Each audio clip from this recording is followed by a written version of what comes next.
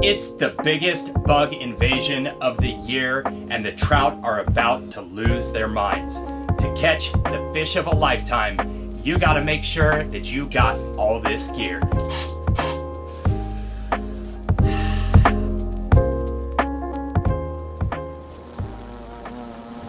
Hey everyone, David, Northwest Fly Fishing Outfitters, coming to you with another Fly Fishing Unfiltered.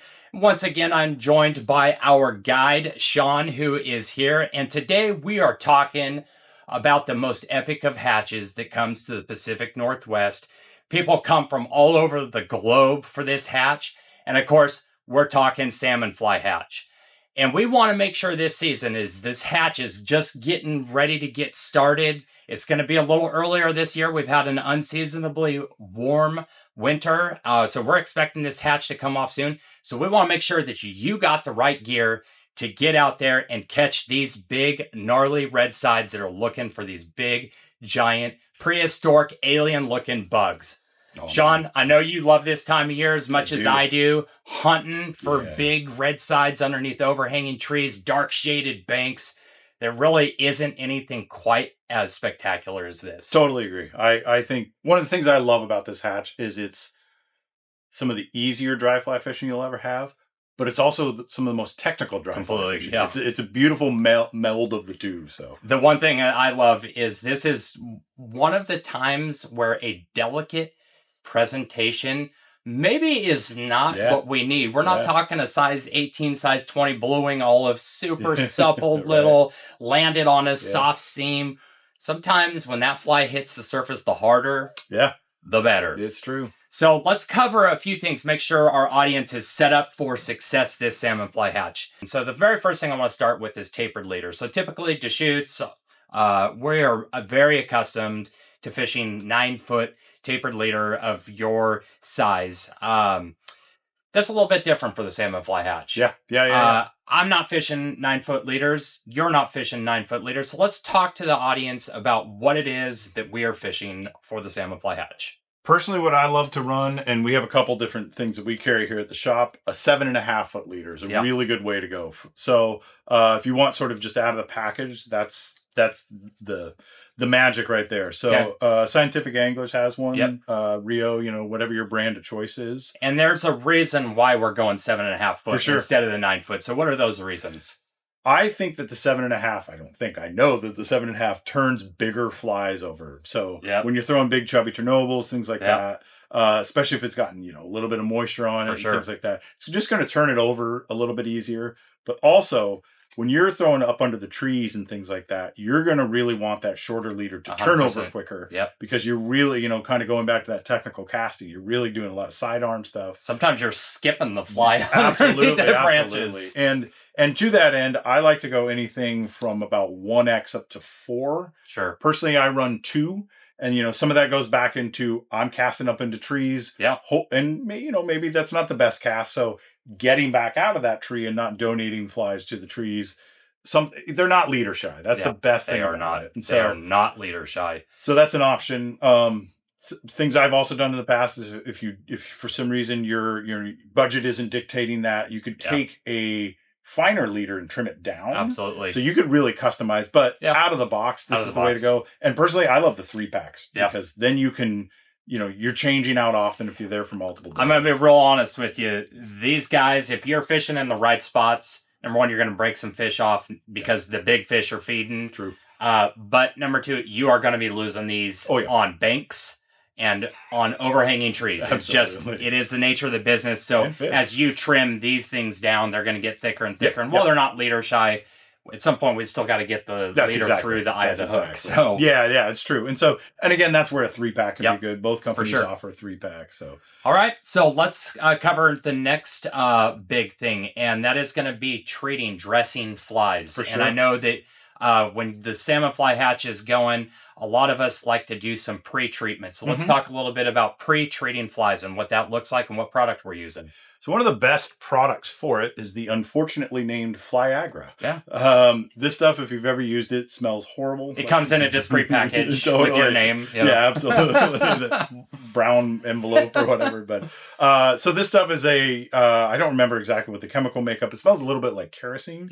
But where this has its real advantage, and I think a lot of people don't understand this about this. So if you have, your chubby Chernobyls or things like that have a lot of that mass, a lot of that wing material, there's a pre-treatment where you can do, or where you actually soak these in there for a little bit.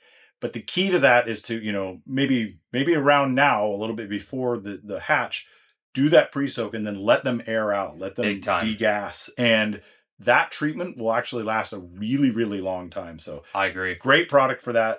I have not found it to be the best, like in the moment. Yes. And in fact, I would argue not to use it in the moment because you will see an oil slick come off of your fly. And we want to make sure that we're taking care of our natural environment, being good stewards of the resource. So 100% to me, this is a pre-treatment. This is almost like baking the cookies you're going to take to your friend's house for the gathering. This is something I'm going to lay out, honestly, 2 dozen flies, and I'm going to put them in a pan, and I'm going to let them just permeate this, and then I'm going to make sure they dry completely out, so I'm not having any transference of any of that chemical into the rivers. So another thing I would throw in there too, as you're doing that, comb out some of this hair. So I believe Loon makes an actual specialty comb for that, but also just a wide toothed comb is really going to help to kind of, because that's the thing, is you're going to buy a lot of these flies. You might, hopefully you don't lose all of them, but if not, we got you covered. You're better than me if you don't. Exactly. But if if you're using some from last year or something like that, they might be all, kind of, you stuck them in a pocket or something. So really comb those out and then give them that treatment, and they're going to be great for that. So let's talk about on the water. So fly dressing on the water, we've got a couple that we like here. Anything in particular you want to mention about that? It really, I feel like that's sort of dealer's choice. And again, I think some of that has to do with the actual fly you're using. Something like a chubby Chernobyl has a lot of that foam. So you're getting a lot of flotation from already that foam. Just from that, for sure. Your wing is it's going to act as part of a float, but it's also a visual thing for you as well. Agree. So if you have a floatant that you choose that you like, Dry Magic is a good one we carry here. A Loon has the Aquel. That's a good one, more of a gel form. So it's kind of dealer's choice. I use the Aquel, I think. That's just sort of out of habit. I've been switching over to the Dry Magic. A bunch of the other guides here have kind of said, "Hey, this is definitely our guide choice." So you might give that a shot this year. But honestly, it's all just there to repel water. And at some point, when you have these big bushy flies, they're going to absorb water. So while we're on the topic of water absorption on these flies, because there is a lot of materials that are going to absorb this, let's talk about how we treat them once we've been fishing them. And we're going to have a little conversation after treating to talk about, is it a bad thing to have flies subsurface during this hatch? But when we're on the river, if we're noticing our fly isn't floating any longer, what are you using as a guide to ensure that the fly is on top of the water? So we have a couple different options at the shop. So one of them, the dry shake, it's a spray-on dry shake. That was not actually breath. I hope that I was, He's got dry mouth now. But so this stuff works pretty well. It's kind of an aerosol type thing. This is the stuff I like to do. Same company, just dry shake. So it's literally, you're opening this up, you're putting your fly in there, giving it a shake. It's going to have a residue to it. So, you just kind of blow that off. And then what I actually like to do, because I will use that as well. And then Loon makes this. I'm not even going to try to pronounce the name. It'll be in the products because I don't know. I don't know if that's French. I don't know. But I will use that as well. And then what I do is I take my fly, so I'll blow that dry shake off. That has wicked away a fair amount of the moisture. And then I'm just going to take this big fly here. I'm going to put it inside the patch here. And we're just going to massage that a little bit. And once that's done, your fly, for the most part, is completely dry as you can get it at this point. And then we're just going to go ahead and apply our fly dressing, whatever it is, if it's a Quell or Dry Shake, Dry Magic, to the fly, and we're good to go. Reality is you're probably going to be losing more of these flies then you're going to need to be treating them for water. But I'm going to talk briefly, because there's this big misconception amongst a lot of people who are newer to the Salmonfly hatch that fly has got to be on the surface at all times, no drag, nothing, almost like again, going back to that blueing olive, size 18. It's got to be floating perfectly across the surface of the water and on top of the water. What is your experience with that, Sean? Do we need to have the fly on the surface at all times? No, definitely not. Okay. Most definitely not. There are certain circumstances where that is actually very key, but no. I have actually had some of my best takes subsurface. Yep. These big bugs are pretty clumsy. So they are extremely clumsy. They'll get under the current, they'll get, within the surface film. And so they're swimming around. And these trout, they're coming off of winter, so they're hungry. This is a big steak dinner just slapped in front of their face. So they're aggressive and they're going to go after that. So it isn't actually imperative to have it on top at all times. Yeah.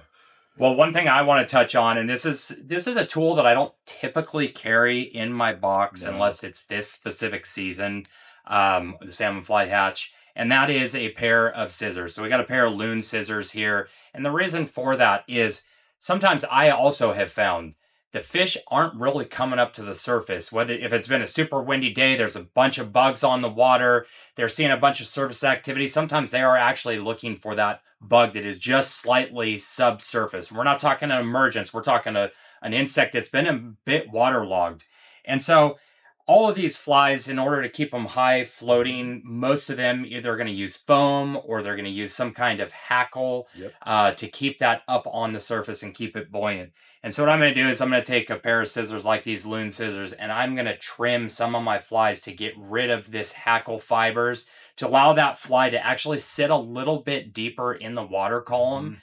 And I have found that sometimes when I've got people that are out there and they're fishing dry, I throw on a fly that I've trimmed those hackle fibers. I get it down in the water column a little more, and lo and behold, I'm the guy that's hooking up with the fish and not them. Yeah, true. So I think it's important to have a pair of scissors. You don't have to have loon scissors. You could steal some scissors from that junk drawer in everyone's kitchen that's got a pair of old scissors. Just don't run with them. Yeah, that's a very good point.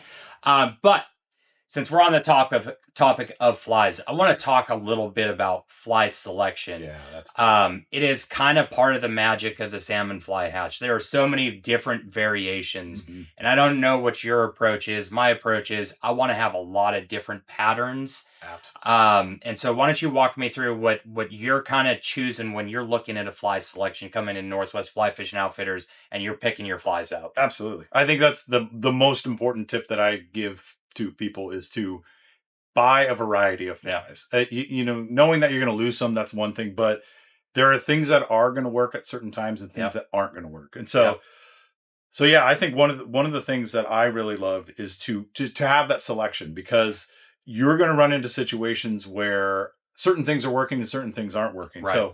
So I've kind of grabbed a selection of flies here that I'll kind of briefly go through. Selection is the key here. So totally agree on that. A lot of people get keyed into the chubby Chernobyl. It's a really great fly, great floater, high floating, highly visible, which is really, really great. So a couple different options there. One with the more, kind of burgundy color. Yeah, burgundy, I would say that's the color. Salmon. So this is going to be a really good daytime. So it's not as bright as the white. So low light evening time, the white is going to be a little bit better for the angler. Yeah. But also, if you're looking at that from the bottom, the fish is going to see that white, whereas this has a little bit more of a natural. Looks more like the natural color. So these can work really well. They're, I would say, sort of height of the hatch. Those I found work really well. I think that's having something a little bit more natural is really key. So this is just a stimulator. Yep. Having something with all that hair, with that good hackle, this is going to ride differently in the water than the chubby. So part of it's going to sink a little bit better. Same thing with the norms. This is a great one. Sometimes people pull the legs. Trim the legs off for sure. Another one that I think is a really, really good thing to have towards the end of the hatch. So after they've seen a lot, but also thinking about like back to that kind of subsurface. So the Clarks, this is a Clark's salmon, I think. Yep. There's Clarkstones. Clarkstone, there's a few different varieties. But this rides lower in the water. Yep. This can be a very, very important fly. The other side to that, too, is size. I mean, you know, you're looking at the size difference between these two. The sizes definitely change as the hatch goes on. And that kind of leads into something that I think a lot of people focus on Salmonfly hatch, right? Yeah. But there are golden stones at the same time. Yep. And there are years where I have found more success fishing golden stones. And so completely agree with there's that. A pattern that MFC, Montana Fly Company, carries. Yeah. It's called a real stone. Yeah. It's very, you know, it's got nice legs to it. I would say the body's a little more orange. I sometimes put a brown Sharpie to that, but great fly for that. A lot of times what'll happen too is you'll throw this out there.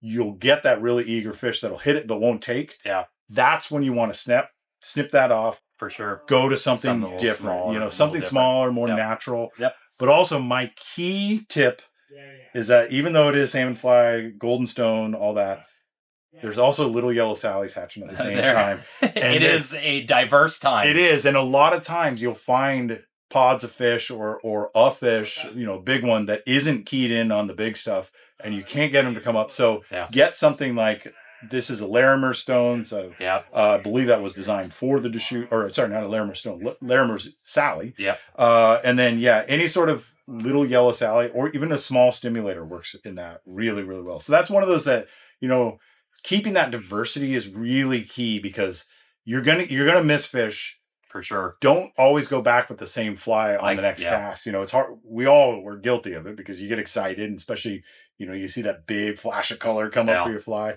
Stop, cut that fly off, try on something new. So that's where the variety really I got a story to just really reiterate that variety. And this was a trip that I was just talking to you about. I was out with Matt McCrary, who used to be one of our guides here at Northwest Fly Fishing Outfitters. And he had been fishing with my brother. It was my brother's 21st birthday. We're doing a 4-day float down the Deschutes. And so I was kind of upriver from them. And he walks up to me and I was seeing this shadow. I don't know if you've ever seen this. I'm casting upriver. I'm looking upriver, and there's an overhanging tree, and I see this shadow, and it's coming into a feeding lane, and then it's darting back underneath. Yep. And so I go to Matt. I'm like, Matt, there is a big red side right there. And he's like, I don't see it, man, but I believe you. It's like, okay, so let's see it. So I spend some time trying to get a good cast underneath this overhanging tree upriver, and I finally get that cast. It just rolls out. And nothing happens. Mm-hmm. And Matt's like, maybe you're just seeing shadows. I'm like, well, that could be. As this fly is drifting back towards our feet, all of a sudden from the depths of that tree comes this big old fish, comes up, eats it. Wow. And, you know, perfect, right? Yeah. Except for the fact that I pull it right out of his mouth. Sure. We've all so we watch it dart back into underneath this tree, underneath its lie. And we're casting. Nothing. I mean, I couldn't move this fish for anything. And Matt's like, give me your fly. Cuts it off, puts on a slightly smaller, different variation of that same fly. Again, get a cast under there, and this time it rolls right out underneath the tree. And the moment that happened, fish came launching out of the water for it. So they do get, as much as they love these big bugs, they do get selective. Yeah. And to just stand there and keep throwing the same fly over and over and over again, you're not going to have quite the success as if you're prepared with an arsenal of flies ready to go. And Sean, exactly as you said, this is a real diverse time for insects. You've got the salmon flies, you've got the stone flies, you got the little yellow sallies. Caddis. And then there's another hatch that we're going to cover in another video, green drake. When those things come off, all hell breaks loose and they don't care about anything but the green drake. Yep. But it really is important this time of year to have a fly box full of variations on these flies. So just don't get stuck on a one pattern. Be prepared to switch flies out. So we've covered pretty much everything on that side. I want to talk just briefly about fly rods that we're using, because we do have different approaches for the fly rods this time of year as well. And so we've got 3 different fly rods that we want to feature for you today that's really going to help set you up for success, because this time of year we're experiencing some temperamental weather. In fact, the more temperamental the weather, aka the big W word, oftentimes the better the fishing is. And so I want to talk about how we are approaching our fly rod. So let's start maybe with faster action, then go to a slower action, and then the big boy. Yeah. So I mean, this is obviously I love this hatch. I've been fishing it since it was a June hatch. So I'm dating myself a little bit. But I eventually came to the conclusion for myself, and I think this is pretty common knowledge now, that I fish a 6-weight out there. And that, especially on this hatch, this is going to really turn big bugs over. But as you mentioned, the Deschutes is known for its dreaded W. And it'll come at times that aren't opportune for casting, but can be beneficial during this hatch. So I picked something relatively fast rod. This is a newer one from Sage. It's the Arrow. Anything that's got a good fast action to it. This is a 9-foot 6-weight. Pretty. I won't say run of the mill, but it's the right tool for the job, in my opinion. Right. So when you're looking at a fly rod, and understanding that every fly rod is a tool, and we're not using a screwdriver when we need a hammer. Exactly. So as we're dealing with those higher winds, which do translate typically to a lot more bugs hitting the water, right? And so we want that. We want that faster action fly rod. So even if it's not a Sage Arrow, when you're talking to us here at the shop, we're going to steer you in some instances towards that faster action fly rod. That rod, by the way, is an amazing rod. Incredible. I love that Sage Arrow. We're using it on bass. We're using it on trout. It's a fantastic rod. But there are also times where we're going to want a little bit more of a delicate approach. And that delicate approach isn't, again, necessarily the delivery of the fly, but we are in some real precarious positions for the Salmonfly hatch. For sure. Sometimes bushwhacking in underneath a tree. We've got real narrow little windows to get a fly in. So what is your fly rod of choice?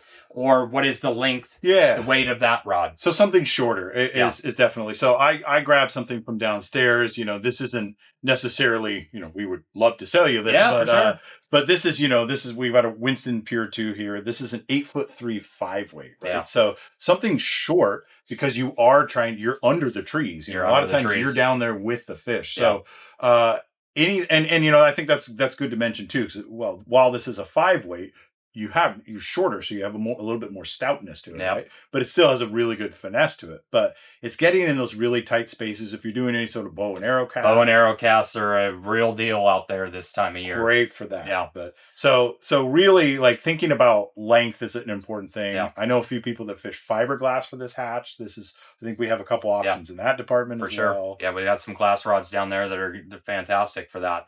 So we've got our faster action fly rod. We've got a slower, softer action, shorter fly rod. I want to talk about something that I think is an underutilized, underappreciated type of casting. And we're talking about the big cannon. I'm talking about the trout spay. And we talked about this a little bit. These fish are not super concerned about the presentation of the fly. In fact, that never wanting to have a drag on your fly. That's a little counterintuitive to the Salmonfly hatch. And so I know something that you love to do, Sean, I love to do, is trout spay, skating flies across the surface and hitting that seam that is on the outside where no one else is covering that water. And I'm telling you, there's sometimes, Deschutes is a big river, and you'll see that seam, and you will see big fish just cruising and taking flies off the surface, taking some that are partially submerged. No one else is getting to them except you and I. And so it's trout spay. So let's walk through trout spay, weight, all that kind of stuff. Absolutely. Yeah, we've talked about this in depth. It's one of my favorite ways to fish. A lot of it is because of the variety. There's so many things you can do with it. And even within this hatch, there's a lot of things you can do. Just from a pure basic point of view. So we're looking at using something in that range of 3 to 4 weight. Obviously something a little bit heavier, bigger is going to be able to throw the bigger bugs a little bit better. And if you are choosing to do nymphs or anything like that, being able to turn that over. But if you're just wanting to do the dry fly, so I will typically, like you would any sort of spay cast, I'll toss that down or straight across and get a little skate to that. But don't be afraid to drown these things, like 100%. We talked about too. So, but these things are, the big clumsy bugs. they get under the surface, they swim. Yeah. The nymphs themselves swim sideways. That's how they hatch, actually. So I like to do that. Sometimes I'll do like even a chubby, and I'll run a soft tackle off the back, which is a really, really cool way of doing that. And yeah, like you mentioned, you can get into spots that, you know, up under the trees is fun for the dry fly single hand rod, but that current seam, that the edge of the eddy, the foam line, all of those, it's, man, once you can get it out there, you're gonna be touching fish most people don't see. You'll be touching most fish that most people don't see, and I'm gonna tell you that in some of these harder to get to middle spots of the river have the biggest fish. They really do, yeah. Those fish know that they are kind of protected from us as anglers, because everyone and their brother, when this hatch happens, everyone and their brother is bushwhacking, getting into these tight spots, and they've seen a bunch of flies, and they start moving away from the bank, and they go to, you know, safer refuge, but they're still feeding, because those bugs, as you're talking about, they are some of the clumsiest, not only swimmers, but when you watch them fly, it's like watching your drunk uncle who had too many drinks and is trying to, you know, stumble into the house. These things are falling in the middle of the river, and you will watch big old eats from big old trout, and everyone else is out there with their 8.5 foot, 6 inch, their 9 foot, and they're watching these big fish on these seams, and they just can't get to them. And that's where you and I break out the big cannon and lay some casts out there, skate them through, and have a lot of fun doing it. So it can also be beneficial in the wind too. That where you know, that's going to knock bugs out of the water, but also there, you know, when you get that downstream wind and you're trying to cast upstream up under a tree, trout spay, you can turn around and fish the other direction. And it can actually help your cast. There's a lot of really, really good things to it. And on top of this, you can actually swing the fly into what we would call in the steelhead world the hang down. Absolutely. And sometimes that hang down is going to be right underneath an overhanging tree that you can't get a cast into. Yeah, where that branch is 3 inches. Where the branch is 3 inches, and you're just swing right underneath that tree,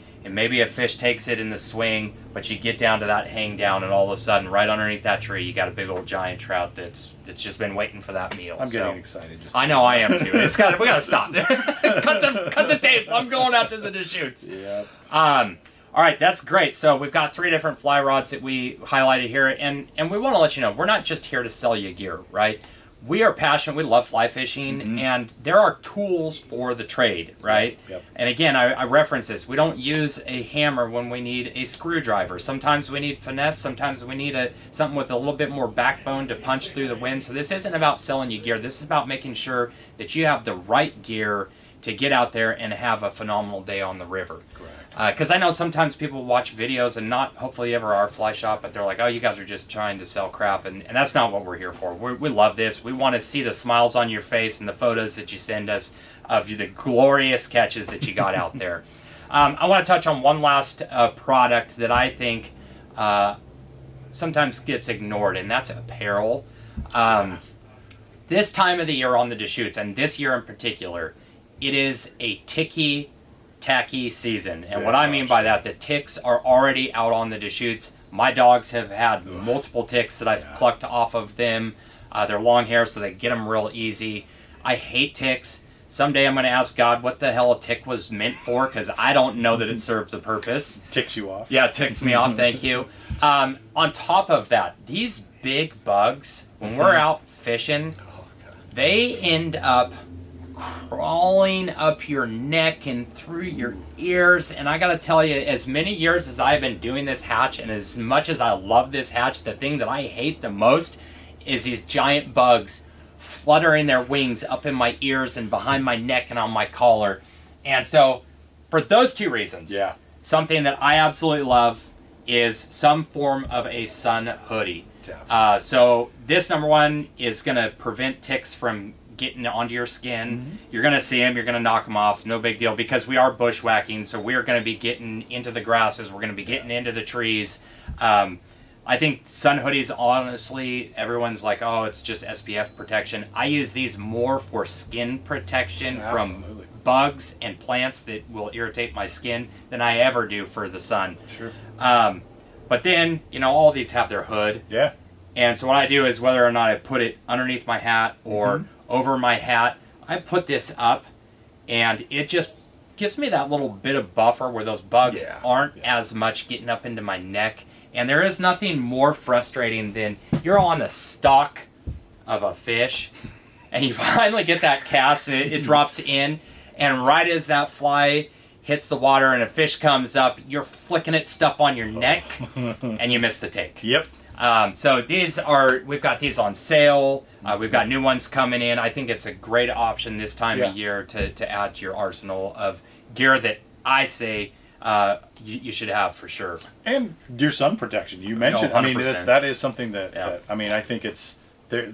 That's a very purpose-built item too. That is at that time of year too. You know, when it's May, we're starting to get pretty warm temps out there. I've been burnt on the Deschutes River and in it's May. Dry. That river is reflecting back a lot of sun, and so it's good. And you know, I don't love covering myself in sunscreen. You know, I do it because I know it's important, but that helps cover a lot of ground. I feel like sunscreen on flies is a deterrent. It's honestly, disgusting. Like I don't think it's a good thing. No, so that's good for that. So.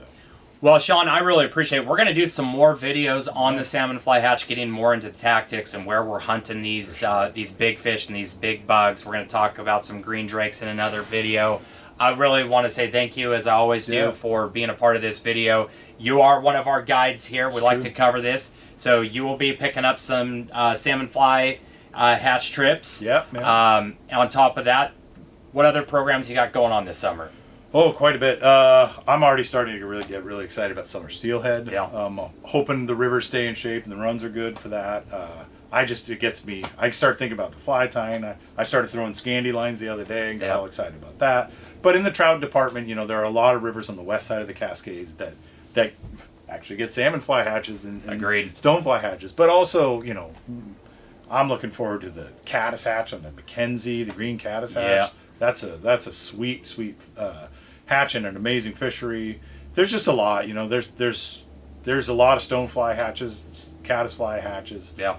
The caddisfly hatch on the Deschutes actually is one that can be epic. It can be epic, and I think a lot of people don't even realize that. So I'm looking forward to that. There's quite a bit that I'll be covering. So great. Yeah. Well, if you are looking for a guide trip, we've got multiple different guides here who are covering multiple different species, from carp to bass to tiger muskie to trout to sea-run cutthroat trout.